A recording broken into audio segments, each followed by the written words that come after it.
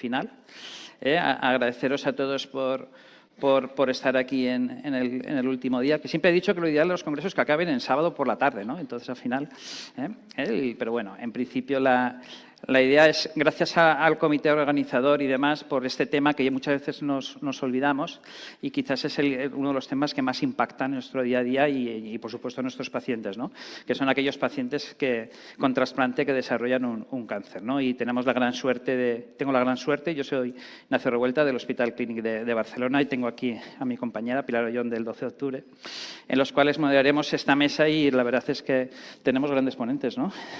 La verdad es que tenemos grandes ponentes, además en diferentes aspectos y cosas, yo creo que es muy importante a la hora de discernir. No quito más tiempo, yo creo que vamos a empezar con los protagonistas, con Ana Buseda del Hospital de Almar, que nos hablará de qué tenemos que hacer para que el paciente no tenga o por lo menos intentar detectarlo cuanto antes. Gracias, Ana. Gracias. Bueno, primero de todo, para introducir un poco el tema, ¿no? Sabemos que la incidencia de cáncer es muy elevada post-trasplante, hasta el 10% a 10 años y algunas series incluso han llegado hasta el 27% a 20 años. Estas gráficas me gusta siempre mostrarlas, aunque son un poco antiguas, son datos del registro Transdata y muestran cómo los receptores de, por ejemplo, 30 años tienen una incidencia de cáncer similar a los de a la gente de 20 a 25 años mayor en la población general. Además, el diagnóstico en estadios más avanzados, es en estadios más avanzados y tiene una mayor agresividad biológica causada por los efectos de la inmunosupresión. La incidencia de cáncer no es igual en todos los tumores. Sabemos que está incrementada en aquellos tumores que tienen relación pues, con los virus, con la inmunosupresión, con la enfermedad renal. Y nosotros, por ejemplo, hicimos este estudio en el que evaluamos 925 receptores de trasplante, de los cuales 11,7% tuvieron cáncer, 25 un síndrome linfoproliferativo y 83 un cáncer de órgano sólido. Sí que es verdad que en números absolutos el pulmón, la próstata, o sea, los cánceres habituales eran los más frecuentes, pero cuando los comparamos con población general vimos que en mujeres el ginecológico, el cáncer de pulmón y el PTLD eran los más frecuentes y en varones eran vejiga, el PTLD y el riñón. En cambio, los cánceres que habitualmente en población general son más frecuentes, como el colorectal, la mama, la próstata, no están tan incrementados en comparación pues, con el grupo de población general. ¿Por qué tenemos que hacer screenings? Pues en primer lugar porque la neoplasia es la segunda causa de mortalidad en nuestros pacientes. Esta es mucho más incrementada que en diálisis y en diálisis peritoneal y unas 2-3 veces mayor que la población general. Nosotros vimos que, por ejemplo, a 10 años el porcentaje de supervivencia los pacientes con cáncer era del 10,7% comparado con casi el 90% los pacientes que no hacen cáncer. Esta mortalidad tampoco es igual según el tipo de tumor, seguimos un poco pues, con la misma distribución que antes, pero tenemos que tener en cuenta que los cánceres más habituales, como el pulmón, la mama o el cáncer colorectal, tienen también mucha peor supervivencia comparado con la población general, ¿no? Y siempre tenemos que tener en cuenta que, aunque no están incrementados, son los más frecuentes. Además, no hay una mejoría de los resultados en los últimos 30 años. Estos son datos del registro pues en Estados Unidos y vemos que hicieron el análisis y la conclusión era que seguíamos con la misma mortalidad por cáncer de órgano sólido ahora que hace 30 años. Sabemos, además, que cuando antes se diagnostica el tumor, pues mejor es la supervivencia a 5 años. Estos son datos del American Cancer Society del registro del Health Statistics. Y bueno, pues podéis ver en las distintas gráficas cómo la supervivencia en los tumores localizados es mucho mayor que en los metastásicos. Además, ¿qué desafíos tiene el screening? Pues en primer lugar, tenemos que conocer la incidencia de cada población, ¿no? De cada medio, para saber qué es lo que tenemos que buscar, sobre todo. Entonces, por ejemplo, no es lo mismo en Canadá cuando miramos el cáncer cervical, que la incidencia es más baja comparada con Italia, con Hong Kong, o lo mismo con el cáncer renal, que es menor, aunque aún así está elevada pues, en Italia, comparada con Taiwán, ¿no? Pero en España no tenemos resultados, no tenemos registros, solo hay algunos datos de algunos estudios unicéntricos. También es importante saber las neoplasias, la incidencia según el sexo, ¿vale? No es lo mismo, pues, por ejemplo, el cáncer de estómago en mujeres, que es mucho más elevado, que el cáncer renal, que es mucho más elevado en varones. Otro de los desafíos es el tema de si los screenings son coste efectivos y si el beneficio supera los daños. Hay estudios hechos en población trasplantada que muestran que el cáncer colorectal y el ginecológico sí que lo es, pero el riñón no ha demostrado tan buenos resultados. En cuanto al cáncer de mama, hay resultados así un poco dispares, pero tenemos que tener en cuenta que los datos en población general muestran que hay una reducción de la mortalidad de un 23% cuando se hacen screenings, por lo tanto yo creo que está justificado. Otro de los desafíos es que no estamos haciendo bien los screenings en los pacientes trasplantados. De hecho, es en menos de un 60% de los pacientes cuando miraron en este análisis pues, screening de mama, de cérvix y colorectal. Y además era igual si lo hacía el médico, o sea, el nefrólogo de trasplante o el médico de atención primaria. Los resultados eran similares. Sabemos también que cuando se conciencian los profesionales sanitarios, cuando hay una intervención, el screening mejora en solo 8 meses, mejora más de un 10%. Por lo tanto, es muy importante que toda la gente esté concienciada. Los nefrólogos debemos responsabilizarnos del screening oncológico post-trasplante. Nosotros, por ejemplo, en el Hospital del Mar, y hace unos años, pues, añadimos como punto extra, ¿no?, el tema del screening para tener bien identificado en cada paciente cuándo era el último screening realizado por cada tumor de los que están indicados a hacer screening y cuándo tocaría hacer el siguiente. Y también tenemos que tener muy en cuenta si el paciente era o no era fumador o si lo es ahora. En mujeres, pues lo mismo, ¿no? También la mama, el cáncer de cérvix también tienen que estar bien identificados. ¿Y qué dicen las guías o los documentos de consenso? Pues nosotros hicimos una revisión hace unos 3 años y lo que vimos es que, en general, las guías lo que comentan es, en cuanto al cáncer de piel, sí que se recomienda hacer examen de cáncer de piel anual por el médico de atención primaria o un dermatólogo. En cuanto al cáncer ginecológico, está indicado entre 20 y 30 años cada 1 o 3 años hacer el Papa Nicolau y el examen pélvico. En general las guías dicen cada 3 años, pero hay autores que indican pues, que habría que hacerlo cada año debido a la importancia, la relevancia que tiene en cuanto a incidencia y a mortalidad.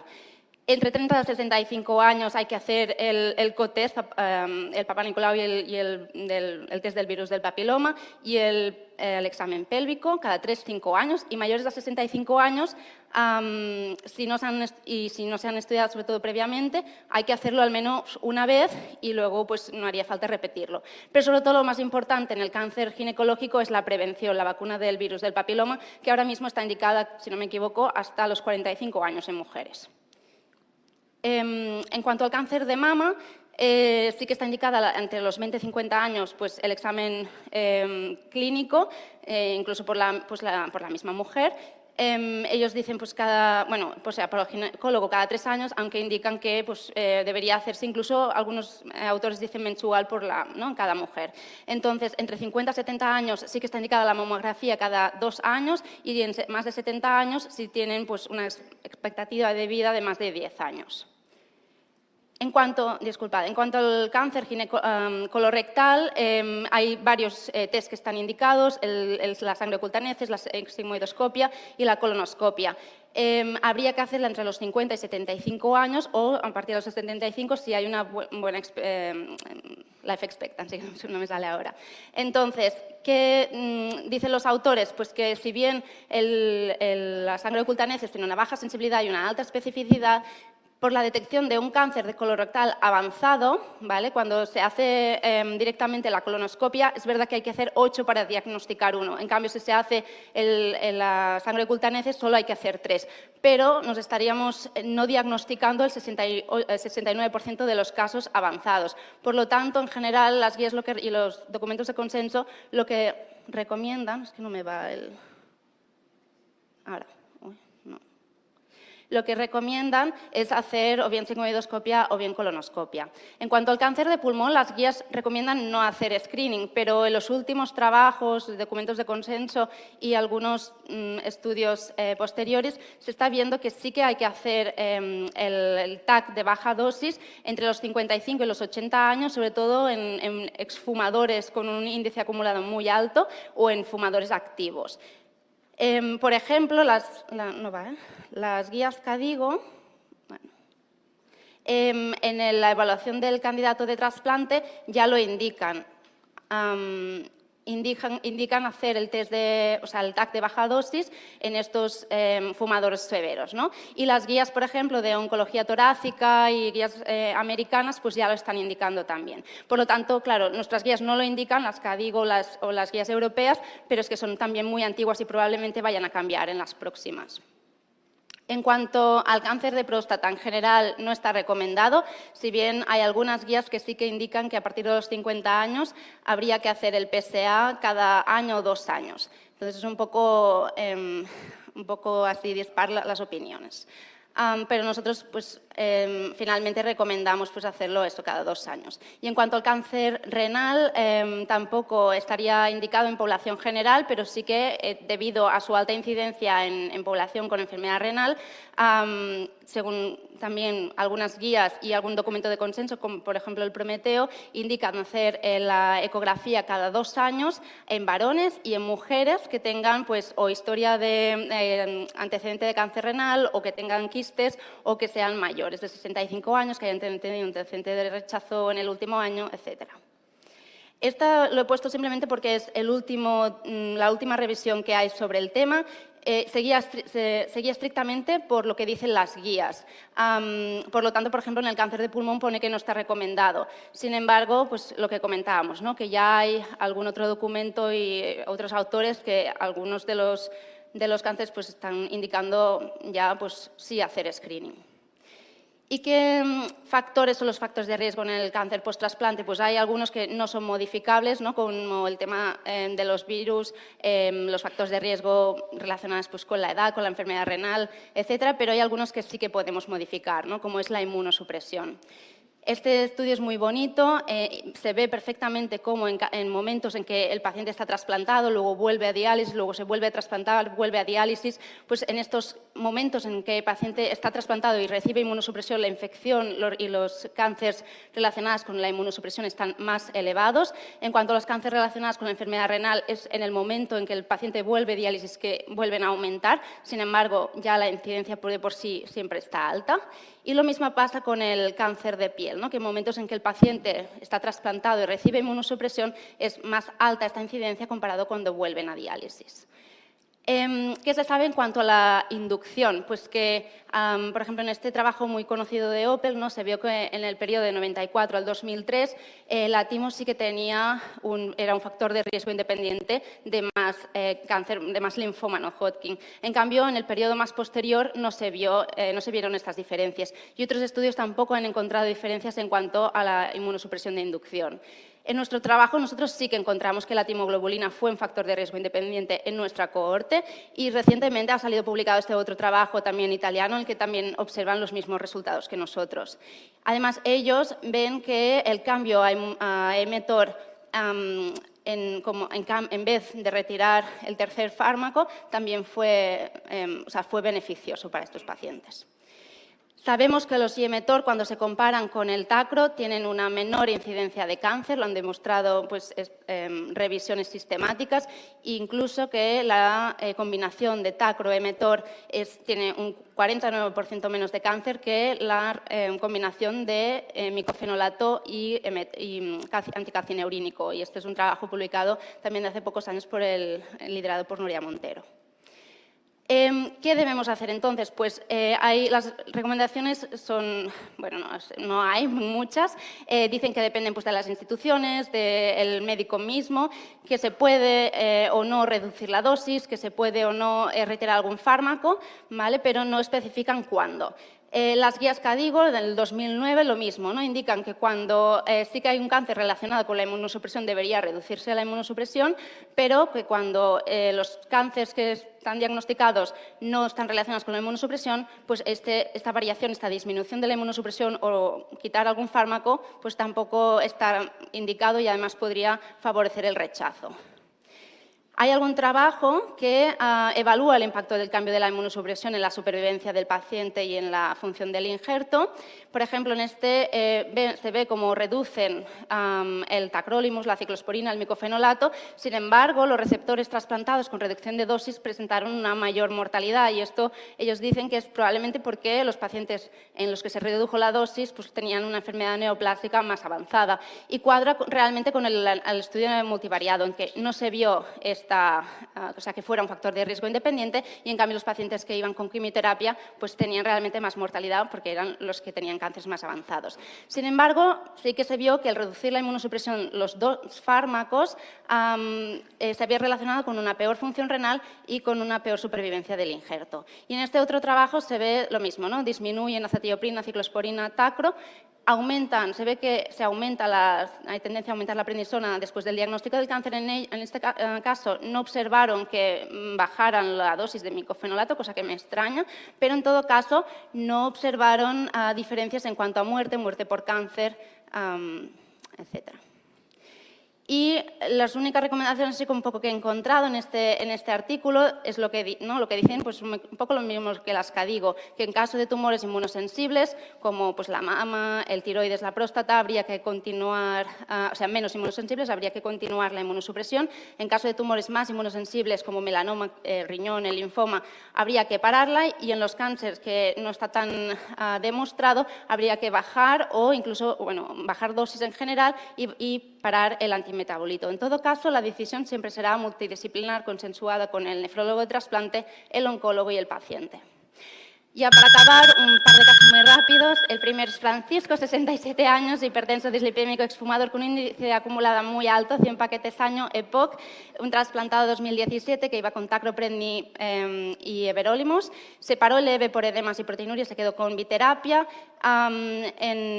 Y en 2022 iniciamos este screening oncológico así más activo y sistematizado que os he enseñado antes, en los cursos clínicos. No aportó reiteradamente la sangre oculta en heces.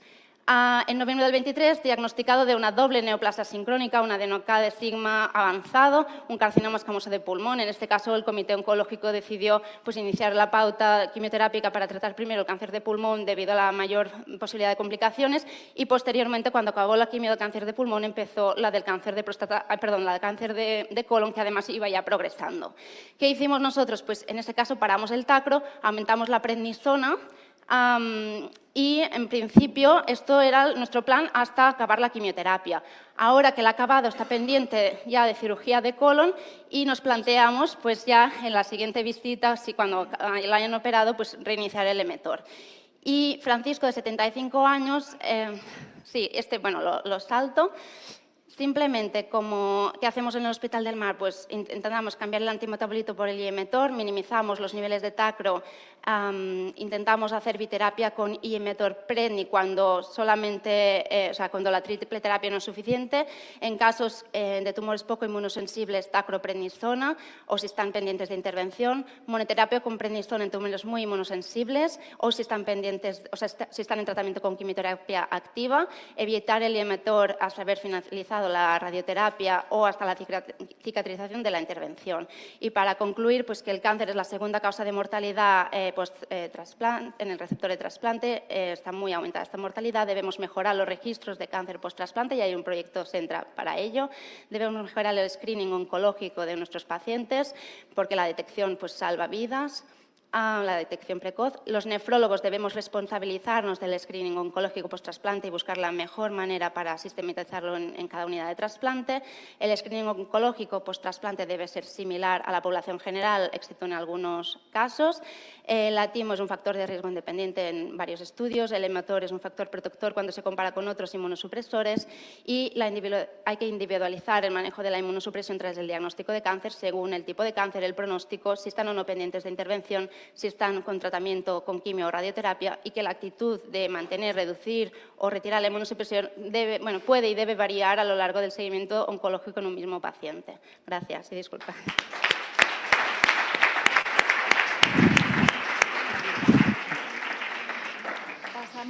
Dejamos la discusión para el final de las charlas y pasamos a la segunda presentación. El siguiente ponente necesita poca presentación, es el doctor Manuel Macía, del Hospital de Nuestra Señora de la Candelaria de Tenerife, que nos va a hablar de un tema tan en boga como es el uso de inhibidores de checkpoint en el trasplante renal.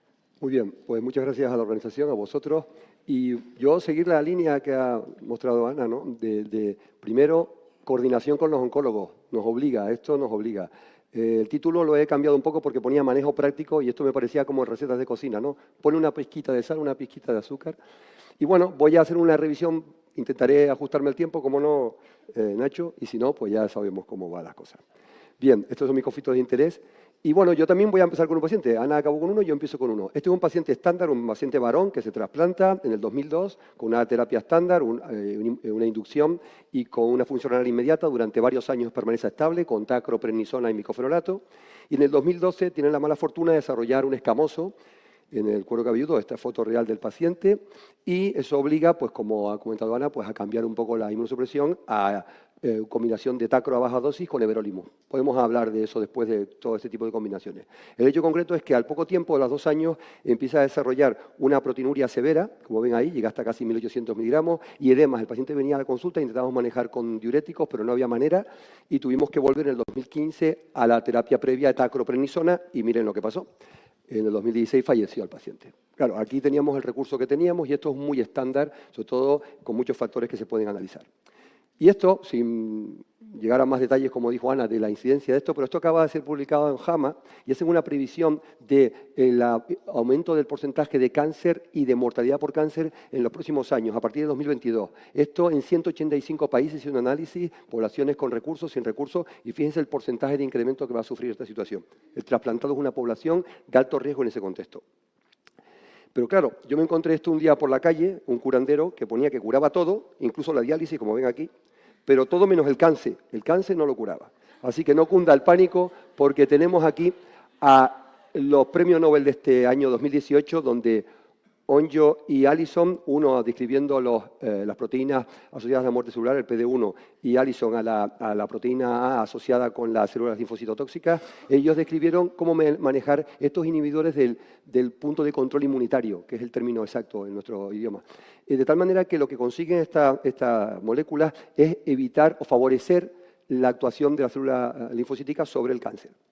Entonces, vamos a ver qué aspectos generales tiene este tema de la inmunoterapia. Bueno, pues como tema general, pues esto ya se ha visto que la inmunoterapia y el sistema inmune es algo que está totalmente, digamos, frenado en el ámbito del desarrollo del cáncer. Entonces se trata de ponerlo activo. De hecho, en la oncología esto ha revolucionado la evolución de los pacientes y ha evolucionado el pronóstico. Muchos pacientes sobreviven melanomas con cáncer metastásicos que antes morían en 3 meses, viven 3 años. Es una cosa espectacular. De hecho, ha pasado a ser el estándar of care y aparece un grupo de fármacos de nombres similares, difícil de recordar, pero ya veremos cómo podemos mejorar esto. Y desde luego tienen efectos adversos que muchos de ellos conocemos y otros muchos pues hay que sospecharlos porque ya veremos cómo se puede manifestar. Pero en definitiva, como hemos dicho, esto obliga a coordinarse con los oncólogos. Esto es una primera aproximación a cómo actúan los inhibidores del punto de control inmunitario. Este sería el linfocito T, esta célula presentadora de antígeno. Esto tiene una serie de moléculas expresadas en su superficie, fundamentalmente PD1, que es la proteína de muerte celular 1, que tiene su receptor en la célula presentadora de antígeno, ¿vale?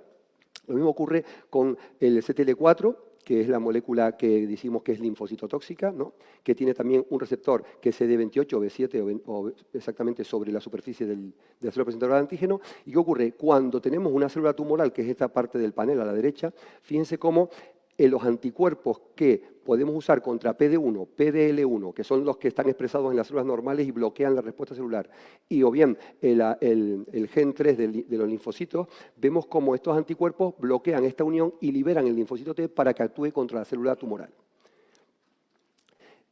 Otro grupo de moléculas que están asociadas a la inmunoterapia son las CAR-T, las famosas CAR-T. En realidad, esto son células donde se les modifica un receptor mediante un lentivirus que se introduce en el metabolismo de la célula y entonces expresan en el receptor de la célula un dominio antigénico que puede ser el que queramos. No sé si fueron a la charla que hubo estos días por Nacho, que habla en la Universidad de Navarra, que explica perfectamente esto. Hay diferentes tipos de CAR-T, tipo 1 hasta tipo 4, según el tipo de antígeno, pero incluso contra moléculas HLA se están utilizando. Total, que al modificar este receptor, la célula T modificada del paciente puede actuar contra la célula tumoral. Entonces vamos a ver un vídeo Bueno, antes del vídeo, estos son los fármacos aprobados por la FDA. Fíjense los nombres, pero el más conocido para todos, nivolumab y pembrolizumab, son los más utilizados, fundamentalmente en cánceres cutáneos o sólidos, y los CTL4 ahora se están utilizando más, y lo verán en sus hospitales, se están utilizando más en el ámbito de los tumores sólidos, porque clásicamente eran tumores hematológicos. Bien, pues este es un vídeo de una... A ver si lo puedo poner en marcha. Vale. En este vídeo se ve como la célula cancerosa que está señalizada por la flecha en diferentes fases en un cultivo de células sin linfocitos T con células cancerosas de cáncer de colon. El linfocito T, fíjense cómo empieza a destruir, estas más pequeñitas empiezan a destruir, céntrense aquí, y produce apoptosis de la célula tumoral. Esto es un vídeo cogido de la red, ¿no?, de esa empresa Nanolife, ¿vale? O sea que es muy llamativo cómo la célula cancerosa es destruida. ¿Y cuáles son los efectos adversos de estas moléculas? Bueno, pues hay efectos adversos muy variados. Puede ser el clásico, que es un fenómeno inflamatorio global que afecta al riñón, la nefritis intersticial, pero artralgia, dermatitis, hepatitis múltiple. Hay que estar atento a los síntomas del paciente. Y después hay fenómenos asociados a liberación de citoquinas, o bien que al modificar estos bloqueos de los PDI1 favorecen que se reconozcan como extraños antígenos asociados a fármacos o al propio sistema de HLA de la célula renal, y de tal manera se produce un fenómeno inflamatorio grave, que ya veremos. Respecto a los CAR-T, bueno, pues como destruyen la célula tumoral, el efecto que pueden producir es lisis tumoral, otro efecto es liberación de citoquinas o bien activación macrofágica. O sea, son fenómenos que hay que controlar y tener respuesta rápida para ello. ¿Qué pasa entonces con estas moléculas y el trasplante renal? Bueno, las tres preguntas que se me ocurren contestar serían: ¿hay experiencia sobre estas moléculas? Desde el 2017 y 2018 aparecieron las primeras experiencias, sobre todo en cáncer asociado a trasplante hepático. El manejo, como saben, inmunológico es diferente, no tiene esa respuesta tan agresiva si modificamos la inmunosupresión, pero ya empezaron datos de muchas series de trasplante renal y veremos algunas. ¿Cuándo y cómo ocurre el evento por el uso y la reducción de la inmunosupresión? ¿Y cuál sería la estrategia frente a este rechazo? Bueno, esta es un visual abstract, como llaman ahora, que lo realizó Omar Taco. Es una revisión que coordinó Mónica Bolufer y tuve oportunidad de participar con ellos. Está todavía en prensa, lo han aceptado hace poco. Y aquí lo que viene a resumir que es un balance entre riesgo de protección de renal y riesgo de rechazo frente a la supervivencia del paciente con cáncer. Por un lado, vemos que la tasa de riesgo de rechazo aumenta con algunos anticuerpos frente a PD1 y PDL1, no tanto con los que actúan frente a la anti-CTL4, parece que eso que está bastante demostrado, y por supuesto el riesgo de rechazo es menor cuando se usan combinaciones de METOR asociadas a otra inmunosupresión. Fíjense que en las series revisadas, que fueron amplias hasta las recientes, hasta un 46% se combinan dos inmunosupresores, porque se ha visto que eso mejora la supervivencia. Y en tercer lugar, verán aquí como actualmente muchos pacientes, casi un 50% de los pacientes con cáncer trasplantados son subsidiarios de tratamiento, o sea, no podemos dejar pensar en recursos para ellos para el tratamiento. En el otro lado de la balanza vemos cómo, si analizamos retrospectivamente, la tasa de rechazo llegó al 42%, esto es variable, pero actualmente en estudios controlados y ya diseñados de forma específica, la tasa de rechazo baja mucho. El tiempo en que aparecen los problemas asociados a los fármacos es rápido, en pocos días, o sea, hay un periodo de vigilancia intenso las primeras semanas de tratamiento, y desde luego el tipo de rechazo es mediado por células T generalmente. El mecanismo de rechazo, como he dicho, pues depende de que estas moléculas, igual que están siendo moléculas que interaccionan con la célula presentadora de antígeno y la del donante y mantienen mediante la inmunosupresión un control de estas conexiones, desde el momento que bloqueamos esas células, pues se favorece una serie de procesos que activan el rechazo. En general, como he dicho, rechazo celular. Esto es un poco la diferencia entre los pacientes trasplantados y no trasplantados en el tipo de daño renal asociado, lo que hemos dicho de los días en que aparece y la asociación con rechazo frente al paciente no trasplantado, que eso es lo lógico. Y a nivel histológico, pues hay ciertas diferencias. Esto sería en el panel B un rechazo celular con afectación de la arteria frente a la infiltración eosinofílica, como se ve aquí, asociada a fármacos. Y aquí, por ejemplo, una semiluna asociada también al patrón en pacientes no trasplantados. Desde el punto de vista genético, pues hay alguna propuesta. Esto es un estudio que analizaron 75 pacientes y vieron en un panel de más de 700 genes, estudiaron a ver si alguno se podía expresar en mayor medida y de todos esos genes se quedaron con uno que es el IFI27, que al parecer podría tener mayor expresión celular en aquellos tejidos que tuvieran un patrón asociado a nefritis intersticial a diferencia de rechazo, que eso podría ser útil en el ámbito de los patólogos. Este trabajo también no está diseñado en trasplantados, pero yo estoy seguro que el equipo de Belviche lo hará. Ellos midieron el PDI soluble, el PDL1 y el PDL2 a nivel de sangre y orina y vieron que al comparar poblaciones de necrosis tubular aguda, nefritis intersticial asociado a estos fármacos o nefritis intersticial por otros motivos, vieron que en los pacientes con nefritis intersticial asociado a los checkpoints tenían mayor expresión en la orina de estos factor soluble de PL1 y PD1, lo cual, bueno, pues es una herramienta que yo creo que habrá que considerar en futuros proyectos o estudios. ¿Y cuál sería la propuesta de actuación? Bien, lo primero, ¿cómo recordamos estos fármacos? Imposible. Ya les recomiendo que no los... Entonces, tienen esta aplicación que desarrollaron en el Hospital Infanta Leonor. Sé que está ahí Roberto Alcaraz y el otro compañero, no recuerdo el nombre, que me disculpe porque sé que es el alma de este esfuerzo y es comodísima. Te dice dosis, cómo hay que ajustar, te lo clasifica por grupo. Es una herramienta, una aplicación y yo les recomiendo que la usen siempre. Segundo, la estrategia, pues lo ha dicho Ana, ¿no? Ha dicho que dependerá del riesgo inmunológico. Siempre hay que tener una decisión entre interrumpir la inmunosupresión, reducirla, etc. Recordar que los PD1, el nivolumab, pembrolizumab, tienen más riesgo de rechazo que el uso de CTL4. Y desde luego el uso de esteroides, que veremos cómo sería la pauta que recomiendan muchos autores, el uso de esteroides puede evitar que estos fármacos actúen de forma adecuada. Eso es un riesgo que siempre está ahí, ¿no? Los oncólogos te lo dicen. Bueno, los esteroides ¿hasta cuándo? Siempre quieren quitarlos, ¿no? Porque parece ser que frena la capacidad de estos fármacos. Estas serían las propuestas. Esto fue publicado en el New England hace unos años y una revista que mi amigo Eduardo Gutiérrez del 12 de octubre me dijo que la mirara aquí en el Journal del coreano, el Journal Transplantation coreano, que la verdad que hace revisiones muy buenas. Está en inglés, claro, como es de suponer. Y claro, hasta ahí no llego. Pero lo que sí recomiendan que, fíjense, una semana antes, ajustar la inmunosupresión, como ha dicho Ana, pero una semana antes iniciar la prednisona a 40 miligramos día, después combinar con los IMTOR y la dosis de prednisona decreciente, mantenerla una semana después y después de más de 3 meses reducir los corticoides. Ese margen es importante y ser a lo mejor más agresivos al principio podría ser una opción porque sí que es verdad que el fenómeno inflamatorio cuando ocurre tienes que suspender los fármacos. Y esto por último es la propuesta. Yo creo que sería bueno lo que ha comentado Ana y nosotros aquí, pues un poco ver qué diferencias hay, aunque bueno, la base de todo esto del análisis de estas neoplasias es primero buscar una alternativa más segura, ¿vale? O sea, tenemos que atacar el cáncer, pero tenemos que proteger el riñón. Entonces, coordinar con los oncólogos, oye, ¿vale la pena optar por la inmunoterapia o podemos ir a la quimio? Pues esa es la clave. Segundo, actualizar la tasa de donantes específicos que pueda haber. Se podría recomendar hacer una biopsia previa para ver si hay inflamación subclínica. Esto es una recomendación, por supuesto no es obligatorio. Y segundo, usar medidas de filtrado precisas que combinen o bien CREA y cistatina o bien el ioexol, como ha propuesto nuestro amigo Esteban Porrini. Entonces, en los pacientes con alto riesgo inmunológico, que son aquellos que tienen anticuerpos antiespecíficos o tienen inflamación en la biopsia, pues lo que se propone es mantener la inmunosupresión, poner la pauta de esos esteroides y reducir en la medida de lo posible pues los antimetabolitos, que suele ser el fármaco, y combinar con el IMTOR y tacro a dosis bajas. Pero bueno, en definitiva, este sería el esquema que se recomendaría para dosis altas de esteroides. Los dos escenarios siguientes serían un riesgo inmunológico moderado y otro bajo. Moderado, esto es muy simple, ¿de acuerdo? Esto es discutible, pero esto es un algoritmo que nos pidieron.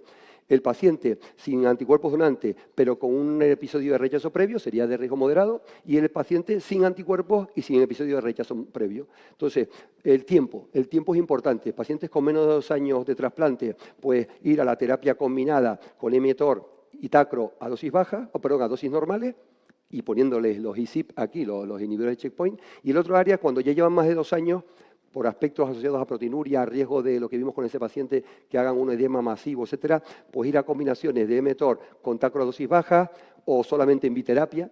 Quizás vale la pena a estos pacientes de bajo riesgo ir a prednisona y IMTOR a dosis normales, o bien mantener el microfenonato, que no es lo que queremos. Y este es el grupo de Onconefro, que estamos ahí actualizando algunos temas en este sentido.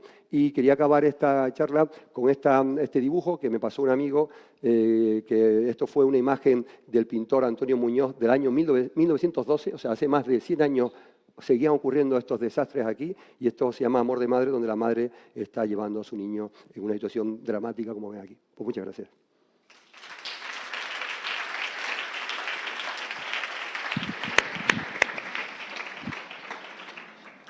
Muchas gracias por esta magnífica revisión que la verdad es que nos plantea un gran problema en estos pacientes.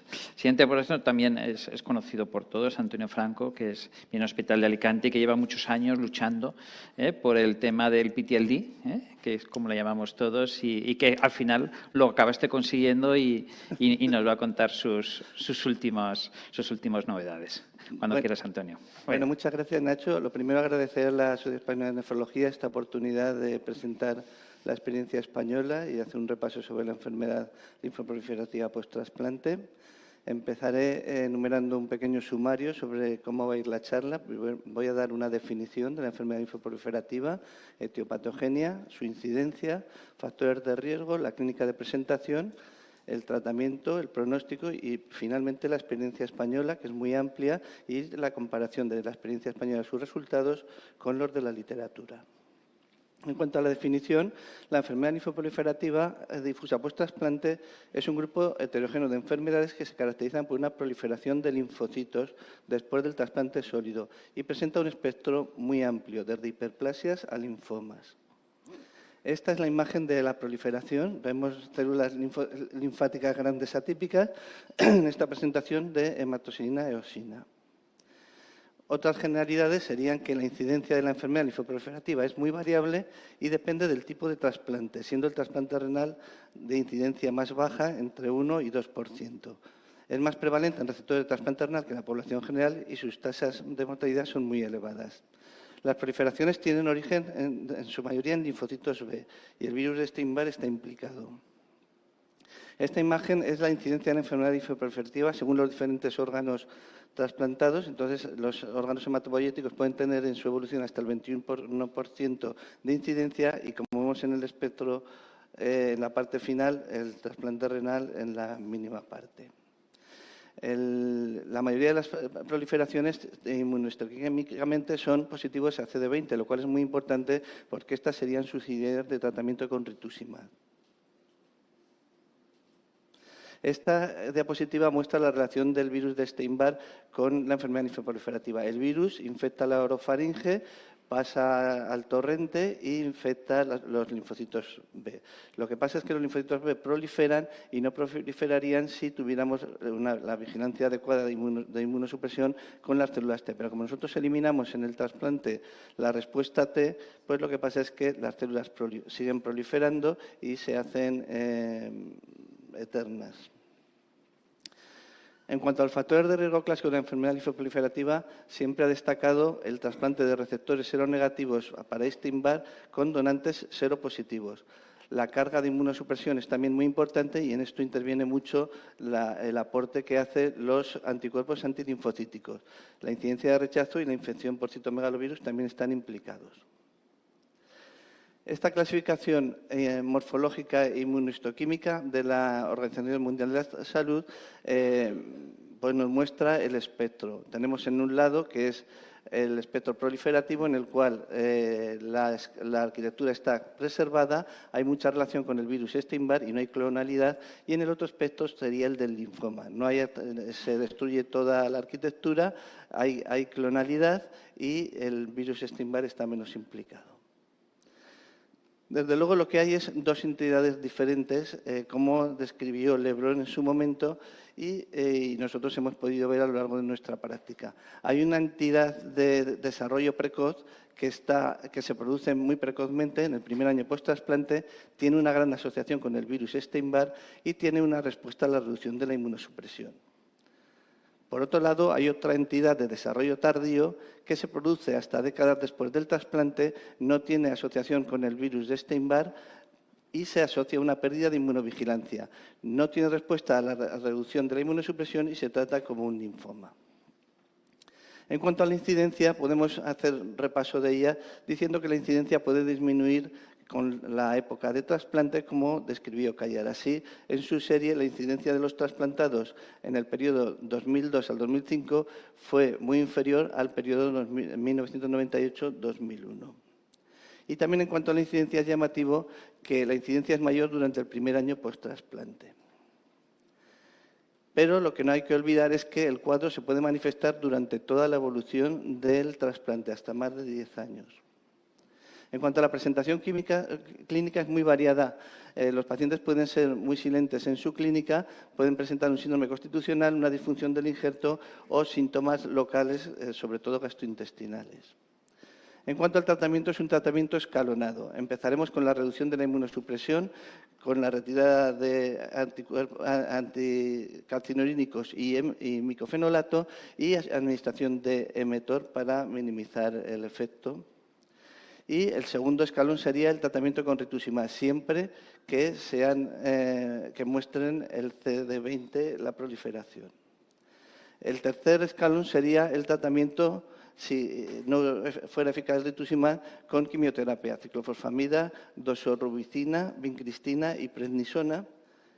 Y luego ya entraríamos, aquí es el sumario total de los tratamientos: reducción de inmunosupresión, rituximab, quimioterapia, y luego hay otros nuevos fármacos, como ha hablado Manuel en su momento, las células quiméricas T frente al antígeno del tumor, y últimamente una situación novedosa que es el empleo de linfocitos T citotóxicos dirigidos específicamente contra el Epstein-Barr.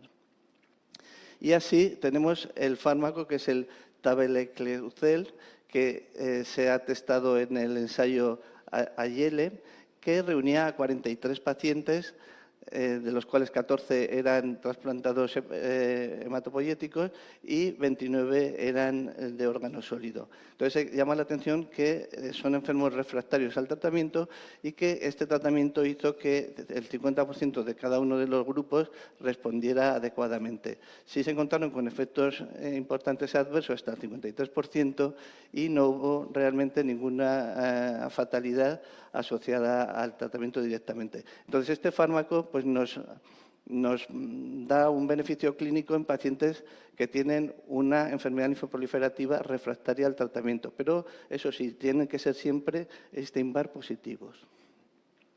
Este es el resumen del tratamiento de la enfermedad linfoproliferativa. Tenemos la reducción de la inmunosupresión, el empleo de rituximab, quimioterapia y cirugía, y por último el tratamiento con células linfocitos T citotóxicos. Esto está muy bien revisado en esta revisión reciente de ERGISI.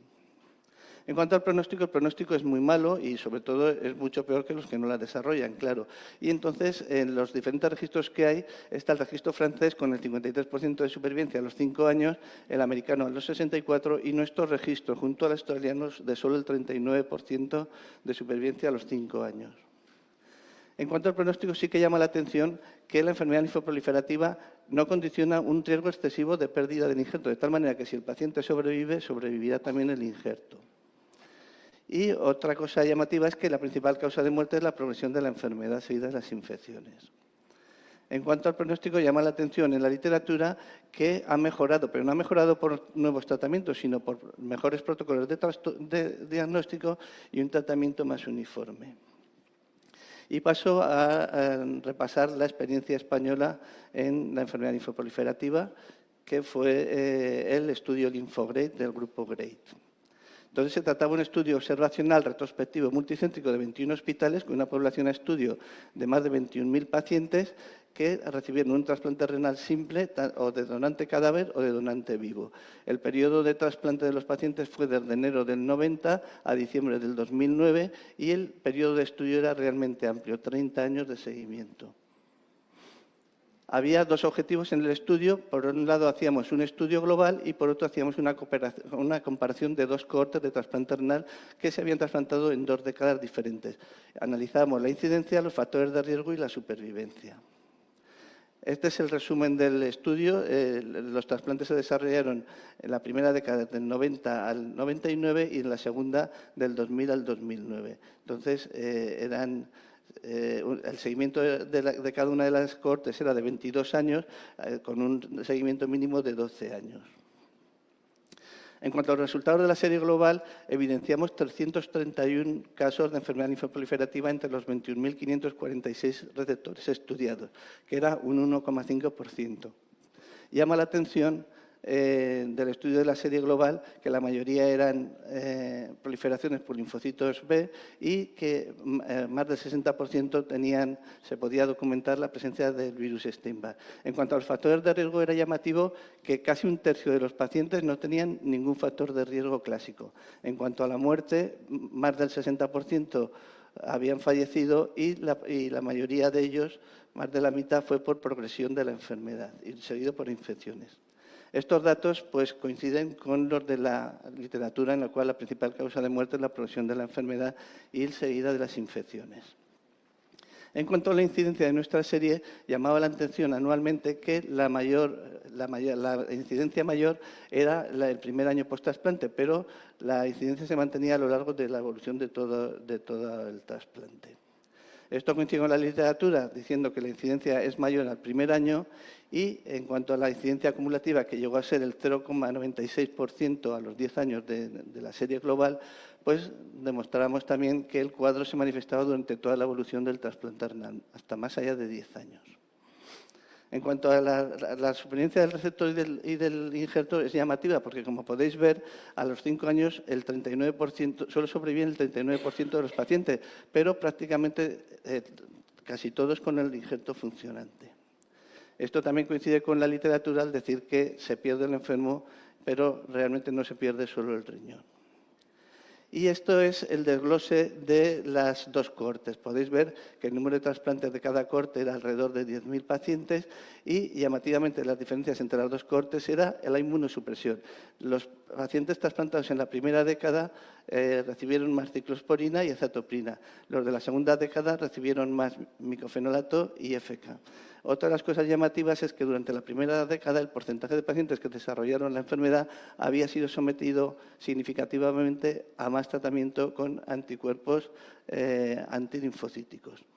En cuanto al pronóstico era semejante y llama la atención la incidencia. La incidencia realmente había disminuido significativamente en los pacientes trasplantados en la segunda década frente a los de la primera. Y esto pues, coincide con la literatura y con la experiencia de Kayar, en la cual los trasplantados que se van trasplantando más tarde tienen una incidencia menor de enfermedad linfoproliferativa que los más antiguos. Y esta imagen es la gráfica de la supervivencia, arriba de pacientes y abajo de injertos.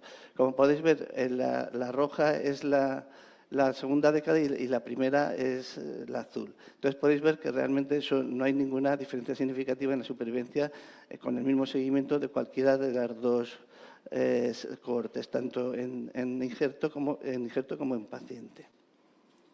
Y esto es lo único que no coincidimos con la literatura, porque la literatura dice que el pronóstico de la enfermedad linfoproliferativa en trasplante ha mejorado con la introducción de protocolos diagnósticos y tratamientos más uniformes. Esta no es nuestra experiencia, pero aún así podemos ver que la mejoría del pronóstico no se ha debido a mejores tratamientos, sino realmente a unos diagnósticos más precoces.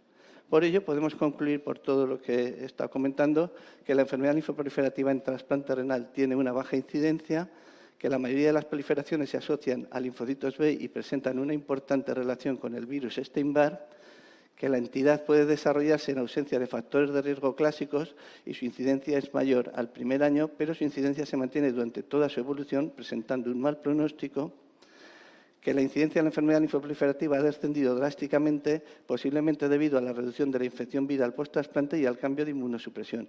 Pero la mala evolución de la entidad no ha variado y de aquí la importancia de las nuevas terapias. Y esto lo publicamos de forma global en la serie global en nefrología y la serie de cohortes en Transplantation Proceeding.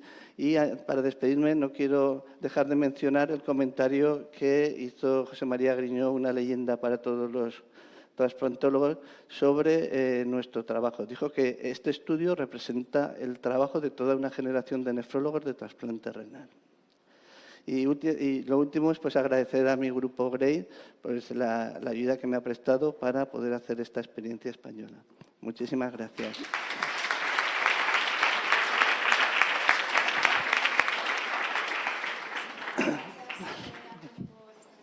Y por adecuarte también al tiempo, y tenemos 5 minutos para preguntas.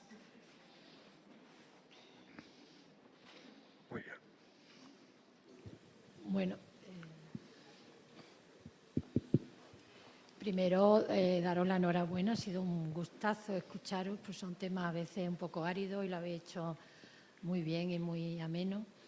Y quería, si me permitís, preguntar o saber la opinión de todos, no a nadie en concreto, de dos temas.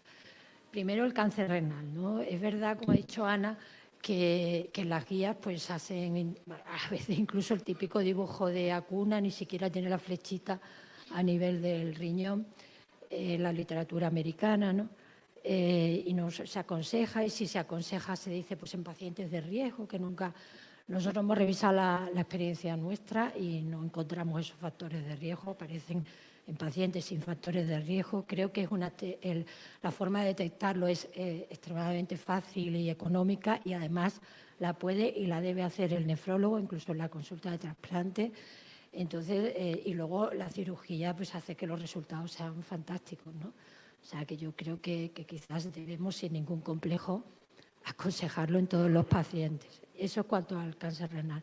Y si me permitís una también para Manu, que quiera, sobre los inhibidores de checkpoint, ¿no? Yo creo que cuando usamos estos fármacos, ya sobre todo en la población trasplantada, suelen ser situaciones ya muy complicadas, y quizás el riesgo inmunológico ahí a la hora de decidir la inmunosupresión no lo veo yo del todo. Quiero decir que en pacientes de alto riesgo inmunológico pues también intentas, o incluso ya has hecho la conversión a inhibidores de mTOR, que además a nivel de estudios básicos incluso parece que pueden favorecer el efecto de estos fármacos, a diferencia, como te has dicho, de los corticoides, ¿no? Entonces, bueno, pues eso, y volver a daros las gracias, ¿eh? Bueno, yo estoy totalmente de acuerdo. Nosotros hacemos screening de cáncer renal cada 2 años, sobre todo en varones, y en las mujeres pues con los factores de riesgo que había, pero si no, como mínimo cada 4 o 5 años, si son pues, mujeres jóvenes sin otros factores de riesgo. Y creo que es una prueba totalmente inocua. Además, muchas veces incluso la tienes porque pides la ecografía por otro tema, y así también incluso pues, aprovechas y pides pues, también que te hagan de riñones propios, y así ya tienes el screening hecho. Lo que pasa, Ana, que muchas veces si se la pides al radiólogo, sobre todo si es de otro centro, entiende que para qué va a mirar los riñones, y los riñones, entonces te mandan una ecografía abdominal donde te describen perfectamente el hígado y no se paran, porque además ver unos riñones crónicos es complicado. Ya, nosotros lo hacemos en nuestro centro, o sea, pedimos que nos la haga y yo tal cual, screening por protocolo de descartar cáncer renal. Yo creo que el que lo busca con más cariño es el nefrólogo. Sí, lo que pasa es que las consultas, y además tenemos que ponernos a hacer las ecos en riñón propio y tal, ya no nos da para tanto, pero ojalá, sí, ojalá pudiéramos. Bien, yo respecto a eso me preocupa más el cáncer de vejiga que el de riñón. O sea, yo creo que el radiólogo te mira los riñones propios, porque si le indicas, como dice Ana, pero la vejiga a veces no está represionada y te dicen, vejiga poco represionada no varolable, y ahí hay siempre un riesgo, sobre todo en aquellos que han tenido BK, como bien saben. Respecto a lo que decías, ¿no? A ver, los algoritmos siempre intentan ir a buscar todos los detalles. Y es verdad que lo que tú dices, o sea, si el paciente trasplantado, que le vas a bajar la inmunosupresión y le vas a poner fármacos que puedan liberar el sistema inmune, es de riesgo. Pero bueno, es una propuesta un poco en línea con lo que decía ella. Todo el mundo tiene una modalidad de protocolo que pretende quitar los antimetabolitos, sustituir el tacro, dejarlo en dosis baja.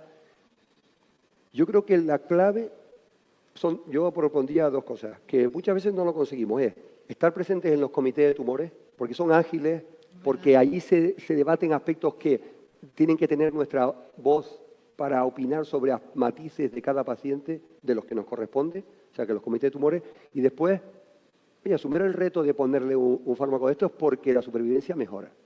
Por ejemplo, el pembrolizumab en en el cáncer renal es que cura a la gente, ¿no? Entonces, claro, yo creo que eso que has dicho es verdad, pero vamos, al final un algoritmo tiene esas limitaciones.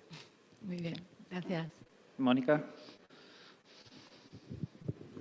Hola, sí, un poco en esa misma línea lo que comentabas del algoritmo, ¿no? El motivo de esa revisión fue sobre todo revisar que en los últimos 3 años han salido los únicos 3 ensayos clínicos en inmunoterapia en paciente trasplantado renal, en el que la conclusión final de ellos 3, que son Ns entre 15 y 18 máximo, unos órganos sólidos, los otros 2 sobre todo son en piel. Los 3 ensayos, pautas las 3 distintas de inmunosupresión.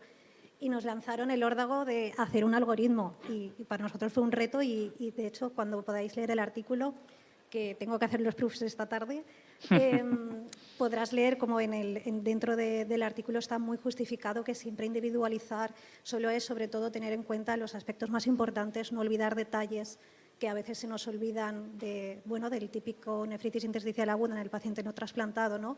Atención a otros efectos inmunomediados distintos que no busquemos solo la nefritis.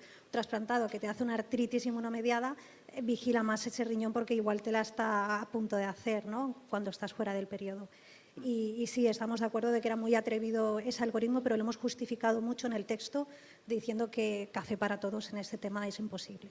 Gracias. Si me preguntas ya una última pregunta. No, un momento, perdona, Nacho. Sí. Es que con lo que estás comentando, Mónica, y también con los que habéis presentado, he entendido muy bien por qué poníais el tema del mTOR y tacro a dosis normales y, en cambio, en otro grupo, tacro a dosis bajas, porque al final el tacro siempre está reducido cuando ponemos que en el mTOR, ¿no? Posiblemente haya O sea, una ¿cuál es variación. la diferencia de niveles que ahí buscabais? En el área de alto, O sea, era de alto moderado y riesgo. bajo. Ah, en el moderado y bajo. Sí. Sí, ahí, en el moderado y bajo, efectivamente, la opción más utilizada es mTOR y tacro a dosis baja, que es la estándar. Vale. Ese sería o bien mTOR y prednisona sin Y ya tacro. está. Ah, vale. Sí, Tacro. más o menos como es lo que tenías tú en algunos Vale. perfiles de pacientes.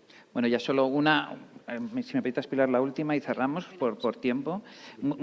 Antonio, muy escueto. El problema del PTLD es que no sabemos cómo prevenirlo, cómo hacer screening, prevenirlo. ¿Cuál es tu impresión sobre la carga viral del Epstein-Barr? ¿Tiene valor o no tiene valor? Y terminamos. Yo creo que no tiene valor porque encima es una situación que no se relaciona muy bien con el desarrollo de la enfermedad. Quizá en niños puede que sí, pero no en adultos. Y el problema que tiene eso es que además tú tienes el Epstein-Barr y tampoco puedes hacer gran cosa con él. No tienes un tratamiento que puedas... Lo único que tendrías que hacer es bajar la inmunosupresión, pero eso es lo que intentamos hacer todos, ¿no? Muy bien. Bueno, muchas gracias a todos. Yo creo que podemos dar por concluido por tiempo. Y bueno, gracias a todos. Muy bien.